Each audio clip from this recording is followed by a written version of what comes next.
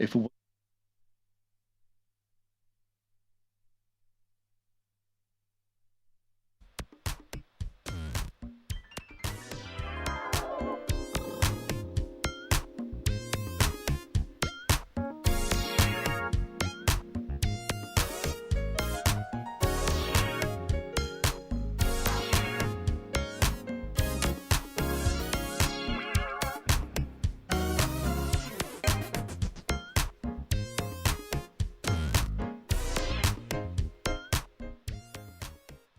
Well, praise the Lord, everybody. Welcome to On Point, the number one Saturday morning Christian-based call-in talk show in America, coming to you live every Saturday morning from 9 a.m. to 10 a.m. on any smart device at David G. Evans, the number one. That's at David G. Evans, the number one. So glad that you've joined us once again. Won't you like us and subscribe to us? Share, invite some people to join us today. Give us that thumbs up, if possible, on whatever platform you're watching us on. We want to welcome you to what's going to be another stimulating conversation, always based in faith, biblically based, but touching on all those things, all those concerns that you and I have in the world that's going on around us. So we talk about faith, of course, in politics and sports, talk about culture, we talk about current events, both regionally, nationally, and internationally. But like the sons of Issachar, we need to understand the times according to the Bible, understand the times, and then know how to react, know what to do. So the Bible is so replete in its ability to be an ancient word, but like God, it's the same yesterday, today, and forevermore. In other words, the wisdom of the Word of God not only applies to the past and the present, but to the future. So we would love for you to join us in our conversation today. We have a toll-free number. You can give us a call from anywhere, 866-743-8267, 866-743, 8267-866-74 Evans. You can give us a call. We love talking to new callers. Of course, our legacy callers call in from around the country. Occasionally, we'll have one call in from around the world. We understand our audience flows as far as Iran and Iraq and Germany, Spain, South America, of course, all of the United States, and even some listeners and watchers in Asia follow the ministry. So we're glad you're with us today. Give us a call. We'd love to talk to you. Our world-famous co-host, Reverend Nicholas A. Smith, is with us today. How you doing? I'm good. Good morning. Hey, man. We were both burning oil last night, weren't we? Yes. Yeah, trying to get ready for this thing, man. I'm really excited about this Secrets of Success thing. Yeah, it's on you. Yeah, I can see. Yeah, I hope we can get to the art of negotiation on Sunday. Jesus gives us a very profound lesson on negotiating. How to talk, Yeah, how to do it. Yeah, he's good at it now. Oh, yeah. They try to trap him. He just finds ways to. Yeah, I found a scripture that most people wouldn't see as a negotiation. Okay. But it is. Okay. There's so much going on in the country right now. I'm wondering, we've talked about in the past couple shows how I'm wondering what the Republicans are thinking about doing so many drastic things to their constituents with a midterm coming up. And either they believe that people are still going to vote the way they want them to vote, even though they're going to take away 13 million people's health care and mess with Social Security, and do they believe that? Or are we seeing some sanity because that bill that they were trying to push through got blocked by their own people? What do you think? Well, two things. Okay.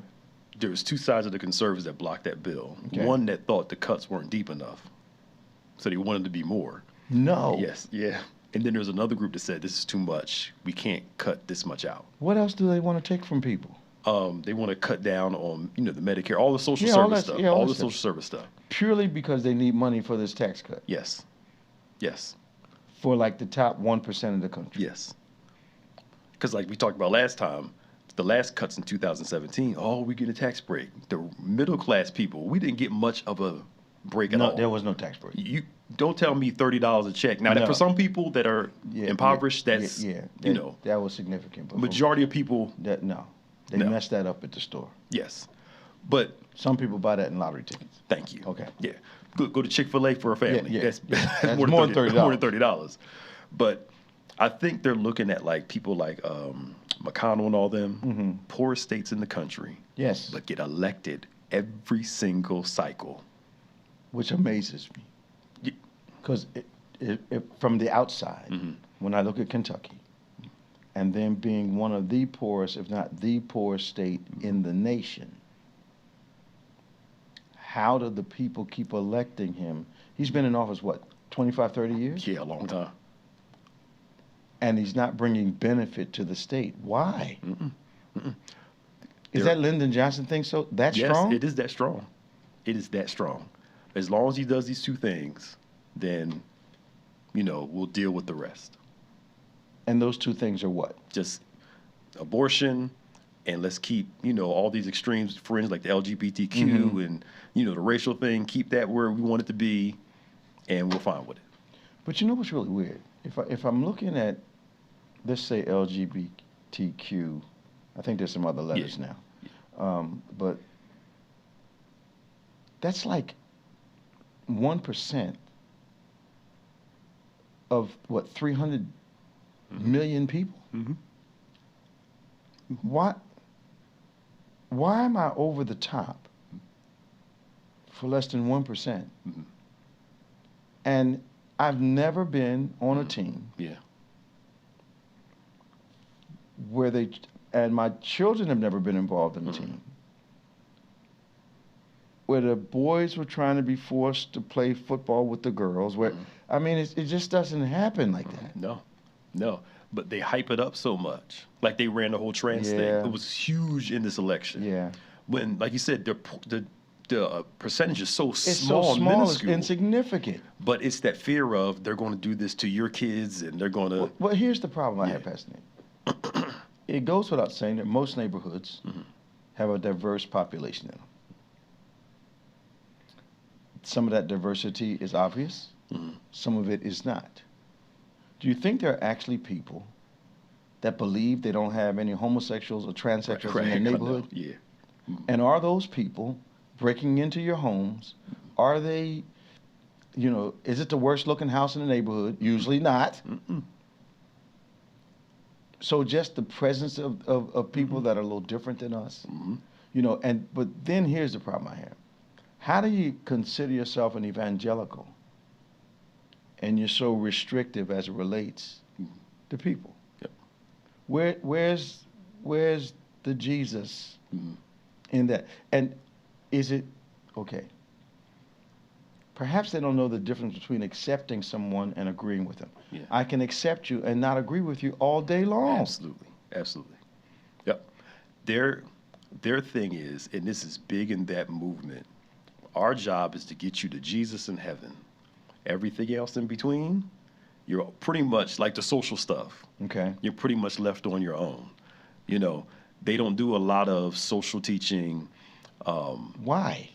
It's their whole thing is this goes back to. Go ahead. This goes back to like the 1800s. And this is why eschatology is so big in their group. Okay. A lot of black people, it's not, because we're trying to survive day to day. Right. So those are eschatology, end time stuff. What they did was they tied eschatology to evangelism. Yeah. So we don't have time to help these black people get freedom in the country, right? Because our main focus as a church is to get people saved. And if we focus on this, it's going to take away from, watch this, evangelizing the world, because we want Jesus to come back faster. Are you serious? I'm not lying to you. And because they take the scripture where once the gospel reaches all places of the world, right, that's when Jesus is coming back. So they believe that they have a role in hastening the Lord's return. Okay. And this is why you have preachers saying, we need to raise money so I can get a jet, so I can go preach the gospel in different places of the world. Okay. And that whole, the eschatology is end time, y'all. That whole concept is, we don't have time for this. We need to get you to heaven and get saved. So we're okay with you being a slave. We're okay with you having no civil rights. But that's not Jesus' model. It's not Jesus' model. But it's a carve-out to justify, watch this, all the pools of Bethesda. Yes. Populations that we've pushed out of sight that we no longer have to be concerned about, and let them take care of themselves, let them die and perish in their own situation. But that's not our business. Our business is just getting people saved. That's it. So once again, people are more pro-born again than they are pro-eternal life, in the sense of eternal life is a quality of life. Yes. While you're here. Wow. What Bible is that out of? And they take it and they skew everything to justify their lack of empathy, their lack of care. You've had people, even in the past few months, talk about how empathy is a sin. How?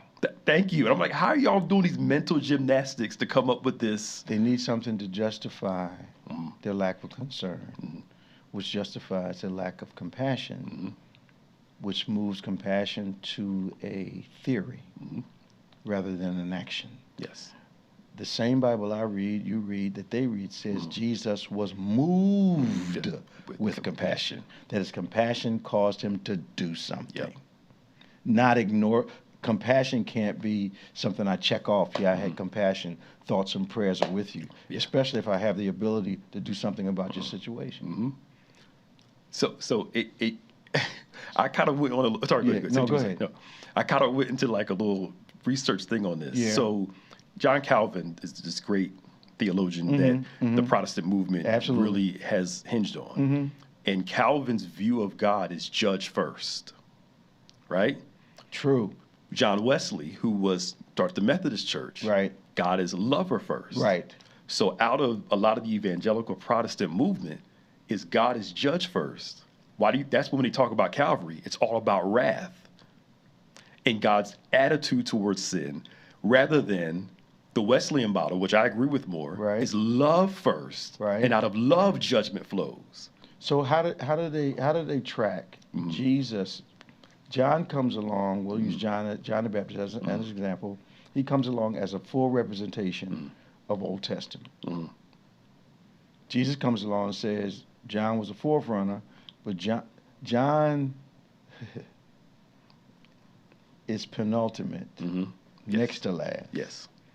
Jesus is ultimate. So how do they not see the migration from, the legalism, the judgment first, to Jesus come along and put it in grace and love first? Yeah. How do they miss that? Well, because it... or does it justify... Okay. It justifies their own thing. Okay. And those of us who teach and preach, and we teach this here, you have to be careful not to put your bias in Scripture. Absolutely. And a lot of preachers put their issues in their biblical interpretation. The strength of their emotion justifies their doctrinal position. Yes. So if I'm self-judgmental, then God has to be as judgmental about other people like I am to myself. So Calvin never got past John the Baptist. Wesley... got past John the Baptist. Okay. Yeah, it's like, so Calvin, he'll teach you on love, but judge first. Because John was harsh. Yeah, he was harsh. Versus God is a loving God, and out of his judgment flows from his love. If God is love, then when he judges, it's an act of... But he's balanced. He's balanced. It's like a parent. I can be mad at my child, but my discipline stems more from love than... Right. You know what I'm saying? Condemnation. Than condemnation. Yeah. Where's the... I guess I keep asking the same dumb question. I know. There is therefore now no condemnation. That's what the book says. So what do they do with that? Yeah. Ignore it? Well, that's all about, just salvation, once God delivers of your sin. That's why you're seeing such this modern day evangelical movement reminds me of old school apostolics and Pentecostals with that harsh judgment. Yeah. They just package it a little different. Yeah. Because you have, and when we've talked about the pro-life situation, and you brought up the pro-fetus, not actually pro-life. So this takes on the same principle. I'm all about you getting born again, but I don't care what happens to you after that. That's amazingly silly. And it's not, when I was in prison, did you come see me? When, social service programs. When I was hungry, did you feed me? When I needed clothes, did you put them on me? How can Jesus come along and say, this is part of my kingdom mission? And we as Christians decide that, they can take care of themselves. Yep, because the church's job and individuals to do, not. Like but they're part of the church. Yeah, they even took Matthew 25. Okay. And I've even heard a famous black preacher say this that you are an acquaintance with. Okay. That Matthew 25, the whole you feed the hungry, feed the poor, and that's God talking about the nations. He's not talking about you as an individual helping. That's silly. Hand to God. That's silly. And you say I know him? I'm embarrassed to know. One person you know. I'm embarrassed to know. But a lot of this stuff on Netflix, if you watch this show called The Family, and what it does is it takes the evangelical movement, and their model is more David than Jesus. So if I was to ask these people that we're talking about, did Jesus minister to marginalized populations? How would they answer? They would agree with you and say yes, but only to a certain, like they'll come give you a sandwich, they'll come evangelize to you. Yeah. But me kind of, like, you know how we look at things in a full circle. Yeah. We're not only trying to feed you, but Right. let's kind of get you housing. Absolutely. Let's get you. Absolutely. They don't look at the full circle. Until they need it. Yes, because it's your individual responsibility to pick So yourself when up. they need it, then that's a new God to them. It's full circle, yes. Somebody ought to be helping me. Yes. But when it's somebody else, it's pull yourself up by the bootstraps. My job is just to... 866-743. It's deep. 8267-866-743. 8267. That's a different kind of love, and it's not the love Jesus is talking about. It's a different kind of compassion. They're talking theoretical love and theoretical compassion that requires no personal involvement. That's what you're describing to me. Yeah. Wow. Tell you why, and that's how they got Trump. Because if you watch the family thing, they've Yeah. been waiting for somebody that they can pinpoint this strong. Because our view of Jesus is strength, but also Ain't love no and Jesus sensitivity. there, though. I know. Their view of Jesus is this muscular, coming with a sword and, coming to destroy his enemies. But the problem is, when I determine who God's enemies are in the sense of this, like we think if I don't like somebody, Right. you shouldn't like the person too. Well, that's not right. Their thought is if they're my enemy, they're God's enemy too. Okay. So now if I don't like the LGBTQ crowd, God must not like them God either. doesn't like them as much as So I God do. doesn't love them. He may not agree with them, but he does accept the fact that they exist. Yes. And loves them just because he's God, but not like, Yeah. It's deep, yo. 866-743, 8267-866-743, 8267. We got Derek from Camden. We got Jay from Delaware. We got Tom on line 4 from Florida. Let's go to Derek. How you doing, Derek? Hey, how you doing, Bishop? Doing Hey, great. It Derek. was good to see you, man. Yeah. You're doing really Good well. to be seen. You're doing really well. Welcome to On Point. For those of you that don't know Derek, perhaps you haven't heard his story. He was hit by a car several months ago, almost lost his life. They did not think he was going to walk again. He was having some paralysis in his arm and in his back, and we prayed for him. God began to heal him, and on Sunday he was in church and looking good and sounding good. He said, I can stand up, Bishop. He stood up, started moving his fingers around because God had begun to heal. But we decreed on air that God was going to heal him, and he's watching God do it as he also does his part. So we really, really praise God for Derek's deliverance, man. Yeah. I see you brought some friends with you on Sunday, man. Yeah. They I from brought some friends with me. they from the same rehab you're in? No, mom was my brother and mom was my sister. Okay. It was great to see him. Great to see him. What's on Yeah, what's on your mind this morning? I would just like to thank y'all and thank God that I'm on my feet. Yeah. Yeah, because we were sitting all the way in the back to the left. Uh-huh. But I just want to thank y'all a whole lot. Well, we appreciate you, man. It was good seeing you. Yeah. I'll see you. I'll hopefully see you tomorrow and bring your friends with you.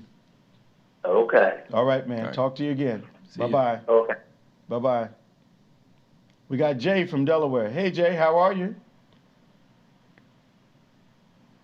Jay? Hello. Hey, Jay, how are you this morning? Welcome to On Point. Good morning, Bishop. Hey. Good morning, Pastor. How are you? Doing great, man. doing? What's going on in It's been a Delaware? while. Yeah, Yeah. man. You good? I'm not even in Delaware anymore. Where are you now? I am in Phoenix. Okay, you moved your business So there? usually I don't get to hear you guys because it's 6 o'clock in the morning over here, and Okay. I'm usually still with the angels and Jesus. But I'm traveling today, and I got to hear you. But we're talking about midterm elections. Yes, sir. It's going to be the most historic midterm election since 1994. You believe so? And I can say that because, we've talked before, I attend Republican events all over the country. Okay. Not necessarily as a Republican, but because I need to know what the opposition is talking about and what they're doing. I agree with you 100%. And if you look at West Virginia, there's already grumbling. Because with Doge and everything that happened in the past 150 days, 130 days, however long it's been, West Virginia has been hit hard. Yes. By what the Republican Party is doing. Absolutely. Massive loss of jobs. There have been articles and stories through newspapers and television media of these people who voted for Trump and are like, wait a second, what happened? Our industries are gone. Yeah. Jobs gone. Livelihoods gone. And it's going to show up. And we're also heading towards a constitutional crisis. Mm-hmm. So there's two schools of thought. You have those who are probably not going to vote the way they voted 2024. Mm-hmm. And then you have those who think that Trump is going to try to stay in office.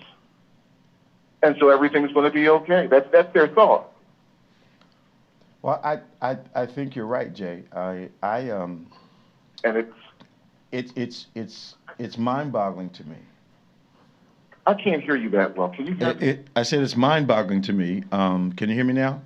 Yes, sir. Yeah, it's that the Republicans have been behaving in such a way as they have, knowing the primary was coming, and even at the height of what I would call a lack of productive thinking, they're trying to do more of the same before the midterms. So I wonder, Jay, if, and I know this may be cynical, is there some benefit coming from those they're trying to take care of? Monetary benefit. Is it large enough for them to betray the people that voted them into office? Oh, of course it is. Okay. We're talking about the top 1%. The wealth in the world is held by the top 3%, right? That's the number. Right. And if that 1% is 82% is here in the U.S. and it's beneficial to them, look at everyone who was kind of on that progressive move prior to, and we're talking about CEOs of Facebook and Amazon and all of the big tech companies who traditionally voted to the Democratic Party. Right.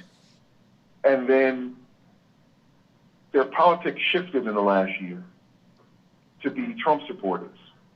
Zuckerberg and Bezos and Elon Musk. And well, Elon Musk that's a whole other conversation in of itself. But even he might turn because he's seeing that's why the split, the schism between him and Trump happened so quickly, because Elon Musk's like, wait a second, these terrorists, they're going to kill my business. Well, and we already see what's happening with Tesla. But you know, Jay, I thought that the break took a lot longer than I thought it would. I thought it would happen sooner. But I wonder, so Zuckerberg and all those heads of those companies, they're single votes. Mm-hmm. The only other thing that would move our president is if they made some financial commitment to him. Mm-hmm. Not the nation, not building factories, but to him. Yep. And I saw a commentator a day or two ago that actually said the reason that our president's motives are not bad is because he's doing everything in front of us. They said it on national television. Well, he's always been an upfront guy. Yeah, but that should be the reason that you make a different decision. Right, thank you. And so I'm like, that sounds I'm like, maybe I heard that wrong. To me, okay, you show me who you are. What's that? You know a tree by the fruit that it bears? Yeah. Okay, so if you're showing me your fruit, I can make a decision about you. He Yes. doesn't care. Donald Trump cares about him and him alone. Well, the care gene's not there, Jay. He could care less about all of it. It's all how it benefits him. Wow. We're getting ready to have this military parade in July. Why? Which costs money. It's costly. It's probably these tanks and I served in the military. I know the damage some of these things do to the streets and to the general infrastructure are going to destroy the streets of D.C. Yep. But it's all about him, and it's happening on his birthday. They're doing a dictator's parade? Is that what they're doing? Yep. Yes. Going to cost On his millions birthday. of dollars. Now, mind you, they're supposed to be cutting money. But here's the problem. Here's the contradiction or the lack of continuity. Okay, you're cutting all of these programs, but you're going to increase the debt by $5 trillion over the next 3 years. Yep. $5 trillion. Donald Trump doesn't care about debt. Well, Republicans don't care about it. But I think he's getting a little pushback because a couple of conservatives are saying, how can we say we're saving money and raising the debt ceiling by $3 to $5 trillion in the next 3 to 5 years? It's all on paper for him. It's not. It just matters how it looks. He's already said. I mean, you read any of his books, he'll tell you, I'm not afraid of debt.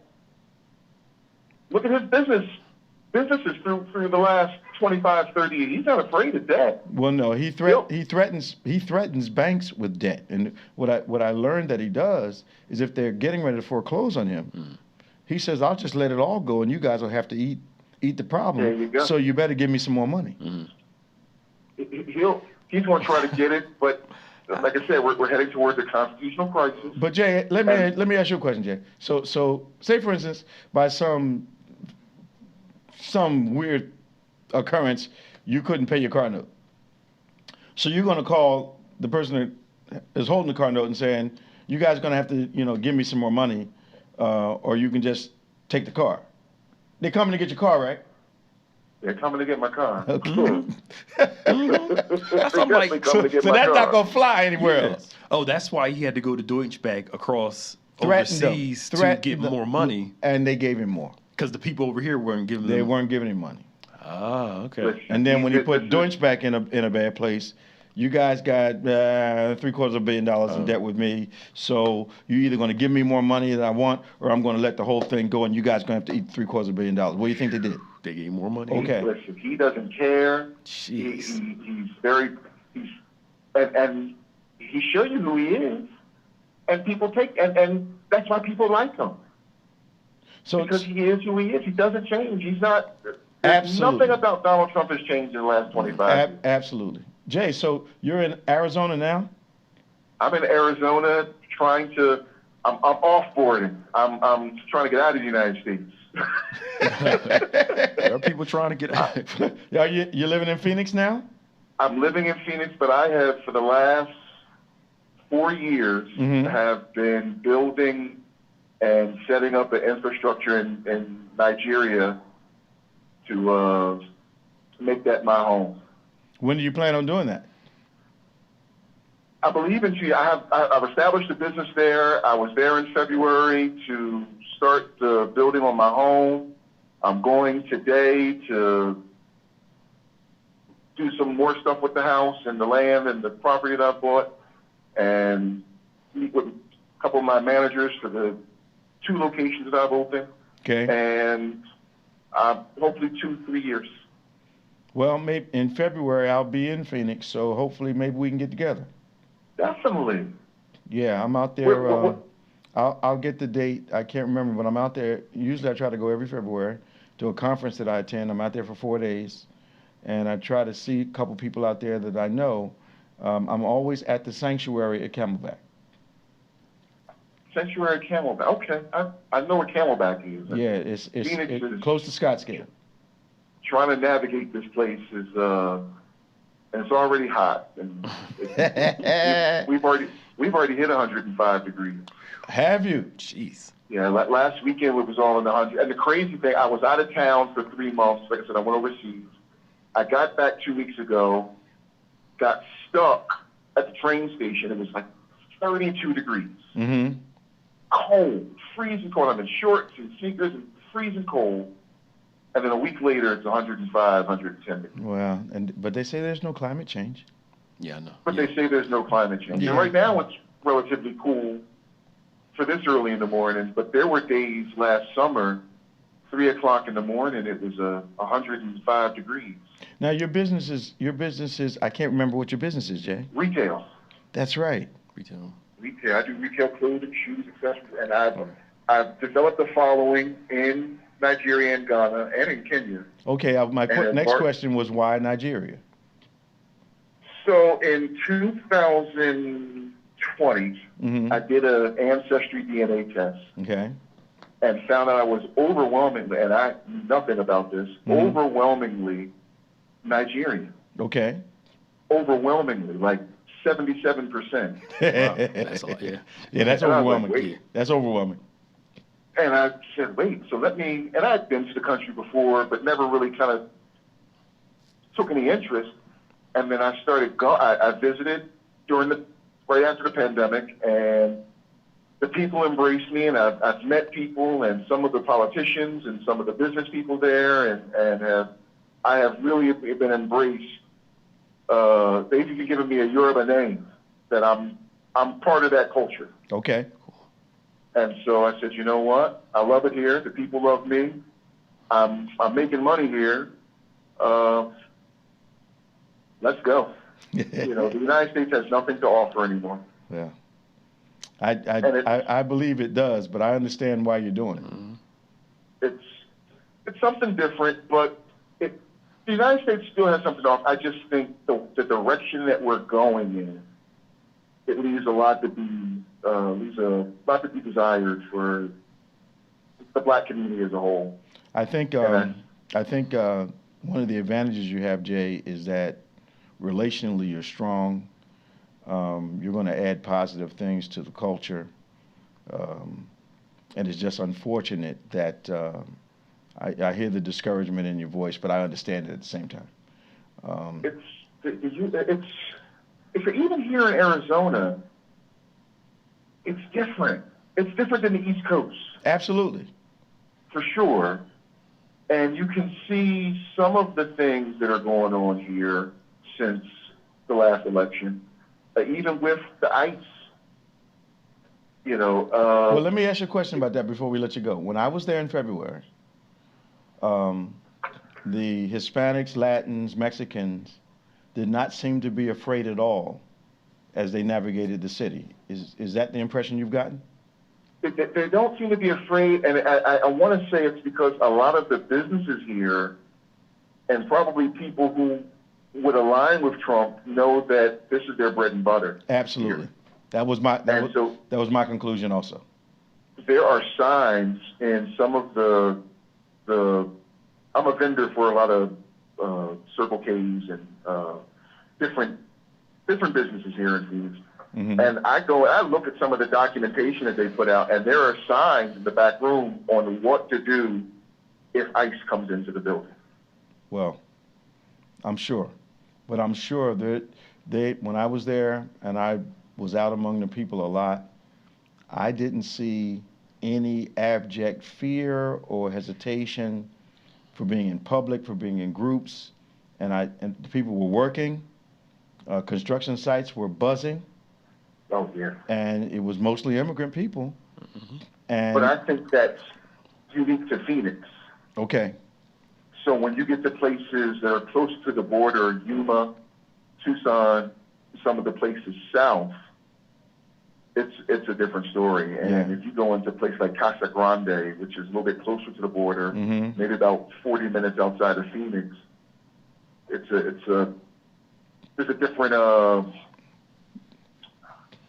climate. Politics is protection in Phoenix. There you go. Yeah. Good talking to you, man. Yes, sir. Brothers, it was good talking to you. Have a blessed Saturday. Wonderful. And I definitely Bishop February. Stay strong, man. Yes, sir. Bye-bye now. Take care. 866-743-8267, 866-743-8267. This is On Point, the number one Saturday morning Christian-based call-in talk show in America, live every Saturday morning from 9 a.m. to 10 a.m. Eastern Standard Time on any smart device at David G. Evans 1. Won't you like us? Give us a thumbs up on the site if you're able to. Subscribe to us. Won't cost you anything. Get those subscriptions up. We'd love to have at least 1,000 thumbs ups today. Hit that notification bell so you are on with us every time. You know, every time we upload some new content, you're right there with us. We love you to share time with us and love you to give us a call. We're looking at Tom from Fort Lauderdale. Hey, Tom. Good morning, Bishop. How you doing? Pastor Nick? Thanks for your patience today. I hope our conversations didn't bore you, man. No, it sounds good. I'd like to hear what that guy had to say. Yeah. Bishop, you were talking earlier about Kentucky. Now, they got two guys been here forever, Oren and Mitch.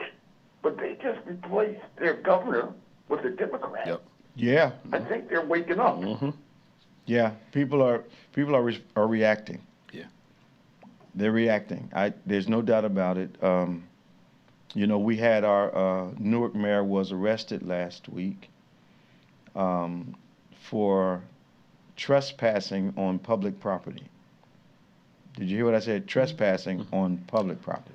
Now, I read something where they almost invited him across the line. Absolutely. And then arrested him Absolutely. when they allowed him to come. But he's the mayor of Newark. Yeah.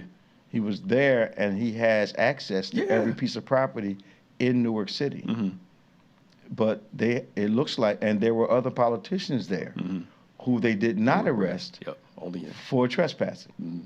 So it looks like they had him targeted. Yeah.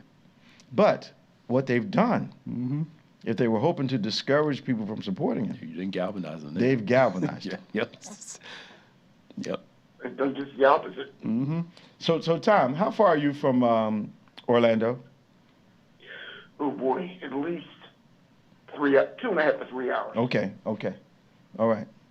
Yeah, it's a good one, it's no traffic, maybe 2.5, but Okay, so traffic, it's a ride for you. hours. It's a ride. Yeah. Okay. Bishop, what do you think of? Oh, go ahead. Go ahead. What do you think about this flight from South Africa to bring? You know what? I agree. They should be able to come here. My problem is every other person of color can't do the same thing. Well, that's because you made the distinction that matters. If we are honest with ourselves, the proper immigrants are not immigrants of color. That's just the Europeans are accepted. White South Africans are accepted. Everyone else is not. We can dance around the point, but it's and they're subsidized already. Yep. And the immigration process was accelerated. Yep. So they got off the plane knowing what benefits they were going to have, where they were going to be staying, what the country was going to do for them. So you cannot ignore the obvious. And I'm interested in the level of persecution that they were suffering back at home. Probably none at all. Did you hear Trump admit it was because they were white? No. So it was in it. He was doing a press conference thing, and they asked him about it. And why would he let them in? And he said, well, they're white. And then I guess he caught himself. My president. And it's on video. He said, they're white. And then he caught himself and said, well, we do actually accept other people, other nationalities. But you said it already. You can't clean it up now by saying we'll accept. They're going to say he didn't say it. It's right. They're going. I know. He didn't mean it that way. Yeah. Alternate facts. Yeah. They. Tom. Tom, did you see it? Did you see that, Tom? When he said that? See what? When the president said they were acceptable because they're white. Oh, yeah. I said, does he understand what he's saying? But he kind of caught himself in the middle of it. Yeah. And then said what? And then said, well, we accept people from different nationalities, different races. Oh, no, he gave They're not deporting white people. They're not deporting white people that are immigrants. They're not. Not even thinking about it. And Bishop, this thing in the Middle East, Qatar, who were harboring terrorists, they just got over that when they decided they're going to buy 200 jets from Boeing through Trump. You can forget that money just pushed over any other fears we had about the country. I wonder what I think perhaps some of his supporters, working people, are disconnected emotionally and circumstantially from those types of transactions. But a country that's harboring terrorists, our country should not be accepting gifts from them. Major, not gifts. But the other part, major gifts. But the other thing is that the United States is probably the biggest arms dealer in the world, and they sell arms to Qatar, who's obviously then giving them or selling them to the terrorists. So I saw somebody yesterday, talking head, who actually said that she saw no connection between tariffs and the tariffs increasing the prices of consumer goods. Lord have mercy. And so they asked her to explain it. And her explanation was the tariffs are on the companies. Now, whatever the companies do with the tariffs is their business. And she said it with a straight face. Jesus. And I think Van Jones, who I think is about as wishy-washy as they come, he said, well, wait a minute now. So the company that sells the goods is the tariff, gets the tariff. But the people that buy the goods are not affected by it. Well, it's not really, the government's responsibility, or it doesn't matter that the companies, the company, it's their business what they do with the pricing. How do you explain that away? You can't. Now, you know better. I know better. Pastor Nick knows better. But there's some people who are going to buy that. I remember when it was either Sam's Club or Walmart that got the money for COVID and then laid off thousands of people. A bunch of them did it. Amazing. Yep. Bishop, can I leave you with this one? Go ahead. Kennedy, they were asking him about would you give your child the vaccine for measles? And he, with his stuttering self said, yeah, but I am not the person you should be taking advice from. I'm thinking, you're the top guy. We should cannot be taking advice from you. He said medical advice, and he's the head. Why did I almost cuss? Why are you? Look, he's a DEI. Yeah, it's true. Didn't earn it. That's true. He didn't earn it. That's DEI. He didn't earn it. That's true. I'm shocked. This Hegseth guy with the white supremacist tattoos on his chest. He's a DEI. He's a DEI. He didn't earn it. Yeah. All right. Now the African American man that was in the position before he took it, war hero. Yep. 2 or 3-star general, decorated, war experience. Yeah. But he's a DEI according to them. Yeah. But this guy who has done nothing but been in the Army, he earned it. Yep. He is a DEI. He didn't earn it. If you're not a white man, you got to buy affirmative action DEI. Wow. Which is insane. And then say you got to work harder. How much harder do I need to work? I got more, resume. The previous guy was supremely qualified. Yeah. To be in that Going position. back to the Joint Chiefs. Yes. The guy was a 4-star general. Yes. Not degree, graduate degree. Yeah. The guy was all that and then some. Yeah. And then the other person they let go with him was a female admiral. Yep. Who was equally as qualified. Mm-hmm. Then he put a guy in. He just was in the army. He just was in the army. Mm-hmm. Yep. And he's got white supremacist tattoos on his chest. Yeah. Amazing.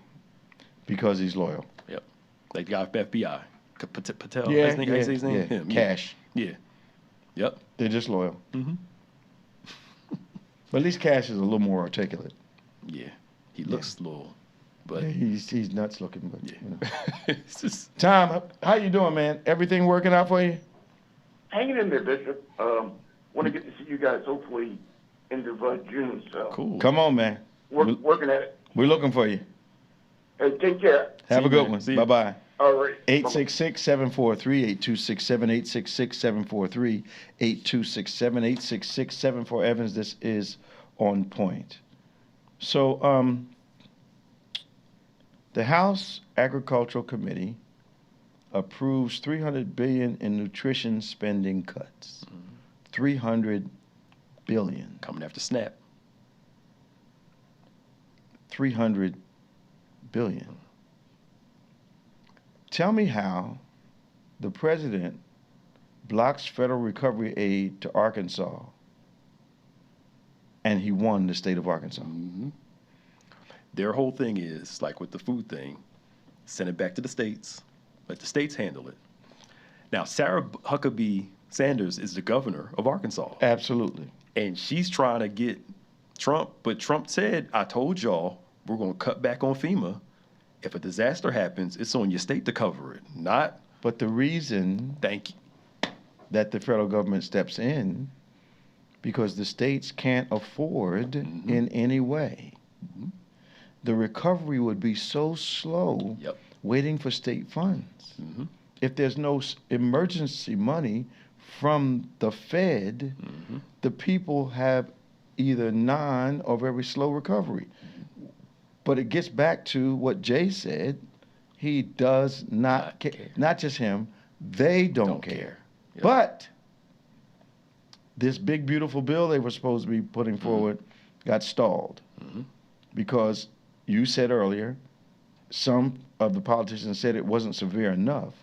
But then you had a few that said, we can't vote for this. Yep. You're going to hurt the people that voted for us. Again, I'm back to being redundant about this. What is the mindset of these people who think they can do this stuff with a midterm coming up? Yeah. Yep. Do they feel that invincible? Mm-hmm. Or are they prepared to steal those too? I wouldn't be surprised. Because they were trying over the years to get people out of certain places that, like the election people, and put their own people in place. Yeah. So if they need to contest it, their folk will stand up and say, this is wrong. We need to, quote unquote, rectify it. I was talking to, last week, I was at the barber shop, and of course politics comes up. And I was still surprised at the number of people who voted for Trump because he was brash. Well, what other reason? After you get past his attitude, what other reasons do you have? Yeah. Well, the economy. Well, you benefit from what part of the economy? Right. You in the stock market? You in real estate? What? No, I work every day. Okay. So what are you benefiting from? So we got around to my vote doesn't matter. And I said, so think about what you're saying. If your vote doesn't matter, why do you think they're doing as much as they can to suppress it? Yep. And it was like silence. I never thought of that. So they're appealing to, nothing but guys in the area I was in. They're appealing to, nobody sees me, nobody listens to me, but this guy who has proven he doesn't care about them. Yeah. So now, with all the things that are happening, HBCUs and being disadvantaged, them literally saying they're going to wipe them out. I mean, all this other stuff. Now they're saying, that's not what I thought I was voting for. You didn't listen to him. Yeah. You let him come into your neighborhood, give you a $300 check, and he put some money in my pocket, so I'm going to vote for him. So you pay $300 to have your rights taken away. Yep. And they asked Trump, and Trump said, I don't know why they're upset with me. I told them I was going to do this. And they're upset with him because, again, they thought it was going to affect everybody else. And not them. Yeah. I have an acquaintance that he's been trying to get me to talk to him since the election, but he's been so hyper Trump, which means also hyper unconcerned for the things that directly affect my life and the people that I serve, that I don't want to talk to him. Yeah. Because it's not going to be a pleasant conversation. I'm trying to maintain a level of relationship with him because I know his family. But I'm not going to hold back. Yeah. Because he actually voted for stuff that's hurting his dad. How does that happen? Yep. Are we so lacking compassion that we would vote for something that hurt our parents? Yeah. But it goes to show how fear, I was watching some video, I can't quote it all now. Okay. But he was talking about how fear is a currency that people use. And if you mismanage it, it'll cause a rebellion. It'll cause people to turn around. But it's also a useful tool to get people on your side quickly. Yes. It's Machiavellianism. It's ruling by fear. Yes. It'll get you a response that you want. Yes. But once you overdo it, people are going to rebel against it. And just like the enemy, you always say, he always goes too far. One step too far. They can never just say, this is it. Let's not take it any further. They go too far and people rebel against It's like my friend who retired from New York, Wall Street to Florida. And he said to me, the problem with the capitalists is they're greedy. He says they keep consuming until they accidentally consume their own young. Yep. He said, oops, and then it's too late. So they have to damage themselves before they learn that it's not right to do to other people. But it goes to show how elections are popularity contests. Absolutely. They're not based off content. Absolutely. Well, we're coming to the close of the program. We were going to have our flea market / yard sale today, but it's been raining here. Man, that rain was coming down yesterday. It was. Yep. But we want to invite everyone to our service tomorrow. Of course, our virtual service is at 8 a.m. tomorrow morning, Eastern Standard Time. Our live service, which you don't want to miss, is 11 a.m. That's our That's our in-house live service. God's been doing incredible things. We're in an exciting series called The Secrets to Your Success. God is opening up His Word, showing us how to navigate the opportunities that He gives us in life. Our book will be available tomorrow. Our latest book, Elevate. It's a contemporary story of David. You will enjoy it. The bookstore will be open today if you want to drop by the campus. Our bookstore is open today. I believe it opens in about 5 minutes. If you're interested in receiving news updates, what's going on around the plaza, you text BBC News to 28950. If you need some devotional, some spiritual uplift during the week, late at night, early in the morning, text BBC Elevate to 28950. We want to remind you, one of the greatest convocations in the country is coming up in June 25th to 27th. Power of God Convocation here in our church. People coming from all over the country, coming from around the world. You want to be a part. You can go online and see who is slated to speak to us, to minister to us. There's also 65 or 70 classes dealing with all major areas of ministry. You do not want to miss Power of God 2025. Register online, get in there today. I believe that early bird registration anointing is going to lift shortly, so you better get in. Now, we want to pray with you. If you have a need us to pray, you can email to us at prayer@gotobethany.com. prayer@gotobethany.com, so we can agree with you. Also, subscribe to David G. Evans 1, BBC of NJ on YouTube. Also, subscribe to our podcast platforms, DGEMS and On Point. We would love to interact with you. Well, for Pastor Nicholas Smith, I'm Bishop David G. Evans. We're having a wonderful time talking to you today from our callers from around the country. Thanks again for making the program a success. For those of you who interact with us online during the program, and Pastor Nick is responding to you, thank you for your involvement also. We want to remind you to stay strong, stay faithful, inviting you to come join us tomorrow at 11 o'clock here in Lindenwold, New Jersey. You will not be disappointed. God is doing tremendous things in our ministry. Now, for Pastor Nicholas Smith, I'm Bishop David G. Evans. For our staff, for all our callers, remember, faith acts like a thing is so, even when it's not so, that it might be so. God bless you. See you tomorrow. See you next time on Point.